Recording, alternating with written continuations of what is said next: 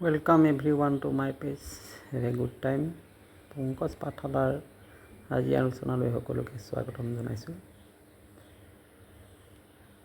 আজি আলোচনা কৰিম নৱম শ্ৰেণীৰ সমাজ বিজ্ঞানৰ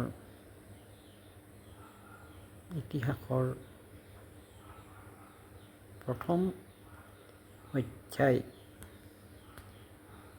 আজিৰ বিষয় ইংৰাজৰ সময়ত স্থানীয় স্বায়ত্তশাসনৰ জৰিয়তে হোৱা পৰিৱৰ্তনসমূহৰ এক আলোচনা।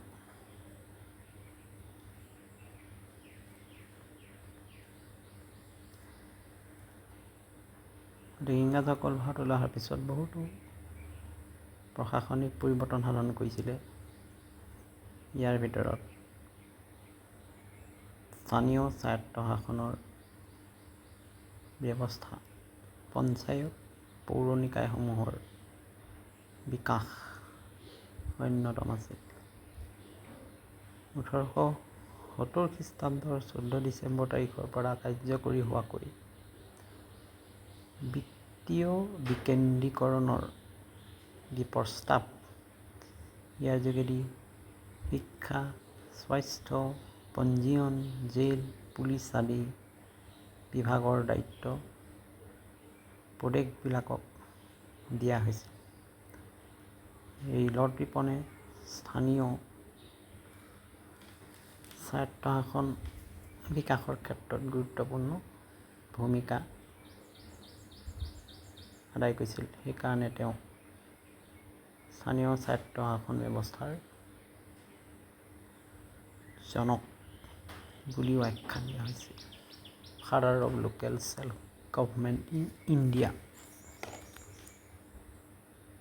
প্ৰশাসন ব্যৱস্থাত এনে এক পৰিৱৰ্তনৰ পোষকতা কৰি লৰ্ড ৰিপনে বিশ্বাস কৰিছিল যে প্ৰশাসনীয় দক্ষতা বৃদ্ধিৰ লগতে স্থানীয় শাসনক ৰাজনৈতিক শিক্ষাৰ এক মাধ্যম হিচাপেও গ্ৰহণ কৰাৰ সুবিধা হ'ব।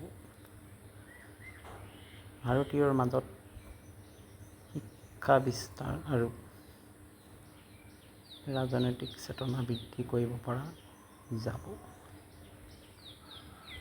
গতিকে ভাৰতীয়ক আধুনিক প্ৰশাসনৰ লগত চিনাকি কৰাই দিয়াৰ লগতে সমাজৰ যিসকল বুদ্ধিমান ব্যক্তি আছে তেওঁলোকৰ দ্বাৰা প্ৰাথমিক কাম কাজবিলাক কিদৰে সম্পাদন কৰিব পৰা যাব, ইয়াৰ ওপৰতো তেওঁ গুৰুত্ব দিছিল।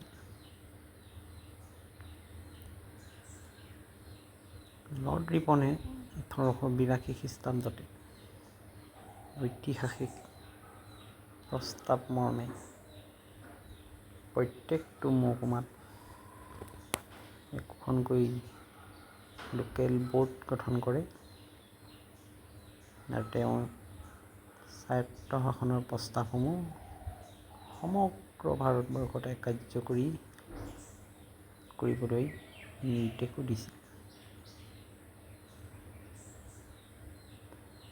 গতিকে এই স্বায়ত্তশাসন বুলি ক'লে আমি স্থানীয় স্বায়ত্তশাসন গাঁও এলেকাত গাঁও পঞ্চায়ত, আঞ্চলিক পঞ্চায়ত, জিলা পৰিষদ, নগৰ এলেকাত পৌৰ নিগম, নগৰ সমিতি, পৌৰসভা এইবিলাক।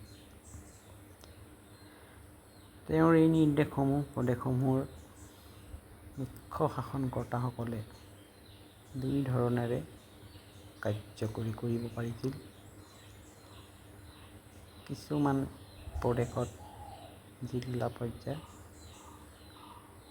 আৰু কিছুমান প্ৰদেশত মহকুমা পৰ্যায়ত এই লোকেল বোৰ্ডসমূহ গঠনৰ ব্যৱস্থা কৰিছিল।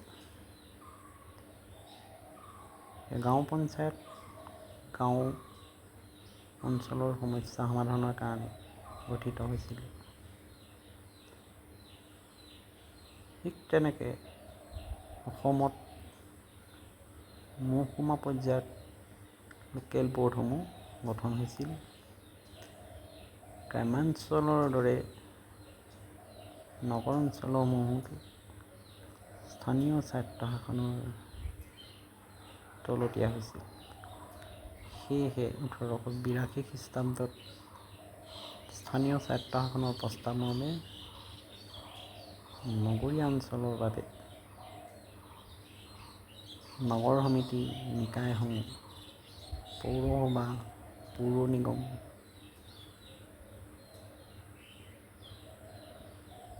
ব্যৱস্থা কৰা হৈছিলে। গাঁওসমূহত গাঁও পঞ্চায়তৰ সুব্যৱস্থা কৰা হৈছিল। গতিকে নগৰৰ এলেকাসমূহত নগৰপালিকা আৰু পৌৰসভা গঠন হৈছিল। 1885 খ্ৰীষ্টাব্দৰ